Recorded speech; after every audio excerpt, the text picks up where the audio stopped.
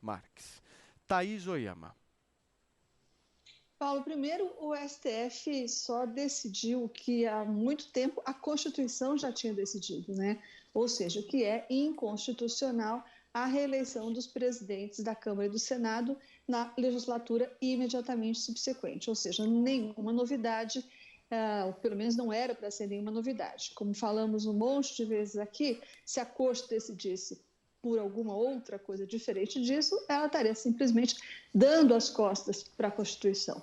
Então, sobre isso já falamos e eu vou, então, passar para frente, porque, dito isso, o fato é que foi uma surpresa, pelo menos lá no Congresso, a decisão do STF, ainda que, se ela decidisse o contrário, seria uma decisão inconstitucional. Foi uma surpresa porque, como me disse o senador, lá no Congresso, a decisão esperada, o jogo jogado, que eles achavam que já existia, era de que a Corte fosse autorizar a reeleição do presidente do Senado, Davi Alcolumbre, e do presidente da Câmara, Rodrigo Maia. Então, tanto é que ele estava esperando e achando que o jogo estava jogado, que não tinha nem um plano B, pelo menos para eleição para o lugar do Davi Alcolumbre, né? Eles falavam os nomes aqui, outros nomes ali, mas não tinha um plano B, porque a reeleição do Alcolumbre era praticamente dada como certa. Diferente da Câmara, onde a briga pela reeleição, seja do próprio Rodrigo Garcia ou das pessoas, Rodrigo Maia, ou dos nomes que podem ser apoiados por ele, contra o candidato do presidente, já estava rolando há muito tempo. Então, para rememorar, da parte da Câmara, como é que estava a situação? Havia o provável possível candidato, nesse caso, à reeleição, que seria o Rodrigo Maia. Havia pelo menos 3 candidatos que disputam o apoio do Rodrigo Maia, que é o candidato do Republicanos, Marcos Pereira, o Baleia Rossi, do MDB, ou o Aguinaldo Ribeiro, do PP. Esses 3 disputam o apoio do Rodrigo Maia.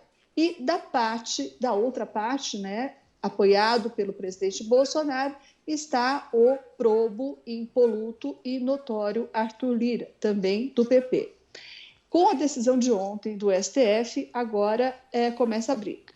Do lado do governo, eles acham que o saldo foi positivo, porque apesar de a perda agora do Davi Alcolumbre a partir de fevereiro vai ser uma coisa que o Planalto vai sentir, o Senado não é aquela casa estrategicamente tão importante nesse momento para o Planalto. Não é dali que saem as principais iniciativas que podem ajudar o governo, ou pior, que podem criar grandes problemas para o governo. O Senado é uma casa mais calma, mais pacífica, com menos integrantes, mais administrável, né? Já a Câmara, não. A Câmara é um território estratégico para o governo e um território conflagrado, porque o Rodrigo Maia, o atual presidente, é visto pelo governo, e em especial pelo presidente Bolsonaro, como um grande inimigo. Então, a saída do Alcolumbre, a iminente saída do Alcolumbre agora a partir de fevereiro, é ruim para o Planalto, mas a saída do Rodrigo Maia é tão boa que o governo considera que ficou no azul. Bom, agora o que acontece? Agora começa a guerra interna na Câmara. O Senado vai começar agora a colocar as peças no tabuleiro, porque, como a gente estava falando aqui, não era esperada essa decisão do STF e o Alcolumbre era o mais provável futuro presidente. Então, agora o Senado recomeça a colocar as peças no tabuleiro e a Câmara dá o início, a largada para a briga. O que eles vão fazer agora? Cada um dos potenciais candidatos vai tentar fazer um grande bloco. O Rodrigo Maia acha que pode fazer um bloco de até 300 deputados. E por que, talvez para quem não esteja familiarizado com isso, por que é importante ter um grande bloco? Porque lá em fevereiro, quando a eleição se der de fato, cabe ao bloco maior a tal da primeira pedida, ou seja, o bloco maior tem direito a escolher primeiro os ocupantes da mesa diretora. E claro que os cargos mais cobiçados são o de vice-presidente da Câmara, o de segundo vice-presidente da Câmara e depois o de secretário, primeiro secretário. Então, quem tiver o maior bloco vai ter direito a fazer a primeira pedida e certamente vai escolher esses cargos mais vistosos. Se for o maior bloco da turma do Rodrigo Maia, fica com a turma do Rodrigo Maia a primeira pedida.